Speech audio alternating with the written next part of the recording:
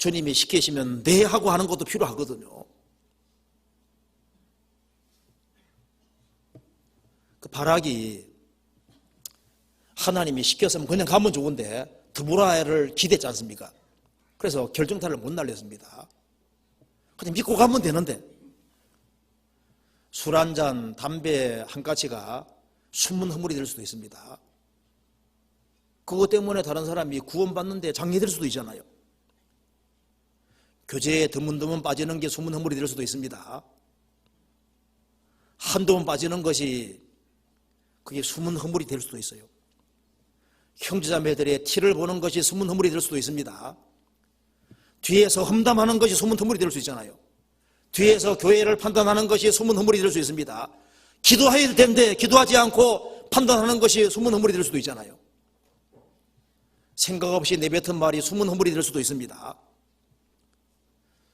순수치 못한 동기가 숨은 허물이 될 수도 있잖아요. 남하고 비교하는 것이 숨은 허물이 될 수도 있습니다. 토끼와 거북이 싸우면 경주하면 누가 이깁니까? 아예 경주를 하지 말아야 돼.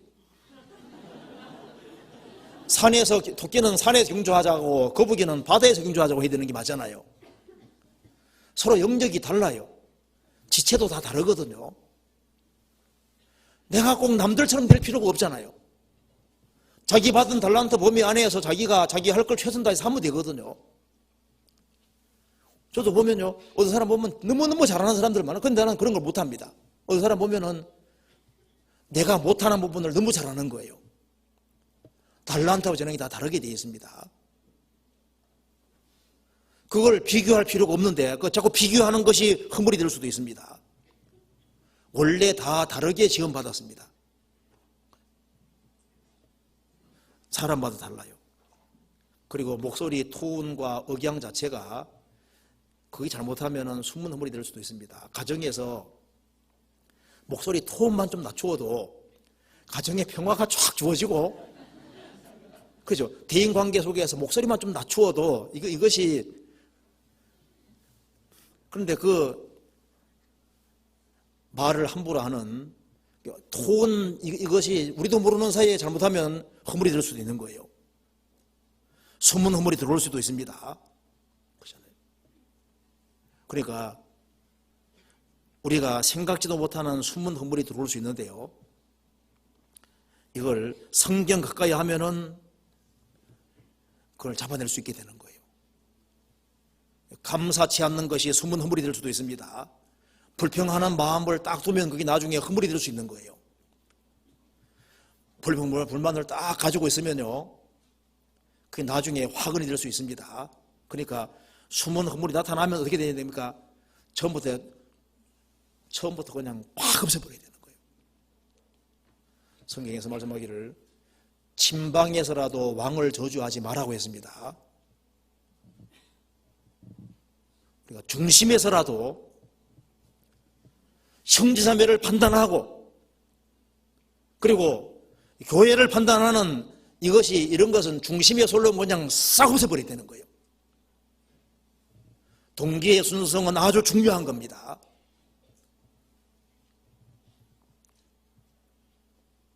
자기 허물을 능히 깨달을 자 누구리요? 나를 숨은 허물에서 벗어나게 하소서. 13절. 또 주의 종으로 고범죄를 짓지 말게 하사 그 죄가 나를 주장치 못하게 하소서. 그리하시면 내가 정직하여 큰 죄과에서 벗어나겠나이다. 알고, 숨은 허물보다 더 큰 것이 고범죄죠. 알고 죄를 지어가면은 나중에 그 죄가 크게 발전할 수 있습니다. 또 주의 종으로 고범죄를 짓지 말게 하사 그 죄가 나를 주장치 못하게 하소서. 고의적으로 의도적으로 죄를 지으면은, 그러면은 그 죄가 그 사람을 주장하게 됩니다. 그 죄의 대가가 그 사람을 주장하게 되고 따라가게 되는 거예요. 다윗은 우리아를 죽이고 우리 아내를 범함으로써 그 형벌의 그 징계 영향력이 계속 따라갔잖아요. 아브라함은 하갈을 취함으로써 그것 때문에 그 징계 영향력을 벗어날 수 없는 거예요. 야곱이 12 아들이 있는데 11번째 요셉을 10명 형들이 팔아버리지 않습니까? 그 다음에 10명 형들은 요셉 한 죄 때문에요, 생을 살아가면서 거기에 대한 영향력을 계속 받게 되는 겁니다. 죄를 지으면 죄에 대한 영향력이 따라다니게 되는 겁니다. 그래서 고범죄를 짓지 말게 하사 그 죄가 나를 주장치 못하게 하소서. 그리하시면 내가 정직하여 큰 죄가에서 벗어나겠나이다. 세상에서 제일 큰 죄는 무엇일까요? 그리스도를 배척하는 죄. 이건 얼마나 큰 죄입니까? 교회를 대적하는 죄, 이 죄는 상상할 수 없는 큰 죄입니다. 교회를 대적하는 것은 얼마나 큰 죄가 되는 겁니까? 그런데 숨은 허물이 커지면은 이것이 고범죄가 되고, 고범죄가 되면은 나중에 아주 담대하게 돼서 큰 죄를 짓게 되는 거예요. 구원받은 사람은, 구원받은 무리를 떠나는 것은 큰 죄가 되는 겁니다. 구원받은 사람은 누구든지 주 안에 거하는 게 당연하다고 생각했는데 숨은 허물이 들어오고 고범죄가 들어오게 되면은, 그러면은 양심이 흐려지고 마음이 강팍해지고 둔감해져서 교회를 떠나는 일이 생길 수도 있습니다. 이 교회가 싫으면은 다른 데 복음 전해지는 교회라도 반드시 연결되어야 됩니다. 주님이 함께하는 곳에 같이 있어야 되는 거예요.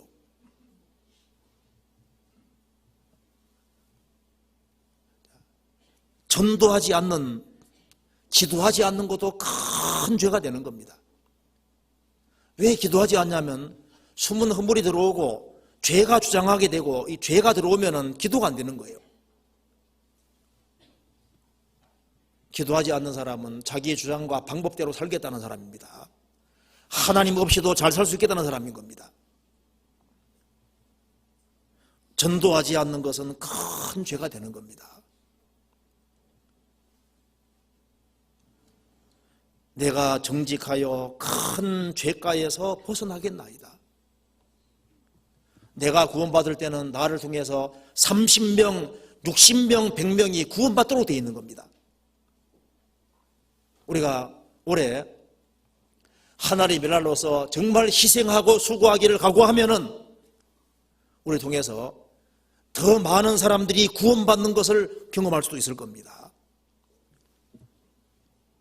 14절, 나의 반석이시오 나의 구속자이신 여호와여. 여호와는 나의 반석이 되셨습니다. 나의 구속자가 되셨습니다. 여호와는 나의 구원자입니다. 내 입의 말과 마음의 묵상이 주의 앞에 연락되기를 원하나이다. 크리스찬의 소원이 이거잖아요. 내 마음의 묵상, 내 입의 말, 내가 하나님 말씀을 지켜가는 이 모든 것이 하나님이 기쁘게 연락해 주시기를 원하나이다. 우리의 신앙생활이 주님께 받아들여지면 얼마나 좋겠습니까? 그걸 위해서 우리는 시간 날 때마다 하나님 만드신 만물을 유심히 보고 하나님께서 내려주신 성경책을 유심히 들여다보고, 그러면 이 속에서 뭘 보게 되냐 하면은 그리스도의 영광을 보게 되고 그리스도 복음의 중요성을 깨닫게 되고, 우리는 왜 사느냐? 그리스도께 영광 돌리기 위해서, 그리스도의 복음을 전하기 위해 사는 것이고, 이 복음 전하지 않는 것이야말로 큰 죄가 되는 겁니다. 우리가 성경 묵상하는 이유가 뭐예요? 우리가 언행을 바르게 하려는 이유가 무엇입니까? 결국은 영혼을 주님 품으로 인도하기 위한 겁니다. 우리는 그 일을 하다가 주님 앞에 가는 겁니다. 다음 주부터 집회가 있는데 그 집회에 동참해 주시고 같이 합력해서 같이 많이 기도해 주고 동참하면 거기에서 주님이 생각지 않은 사람을 보내주시고 많은 사람을 구원하실 겁니다. 그래서 전도 대상자를 찾아보시고 그렇게 해서 이번에도 많은 사람이 구원받을 수 있도록 그렇게 같이 기도하고 노력해야 되겠습니다. 같이 기도하시겠습니다.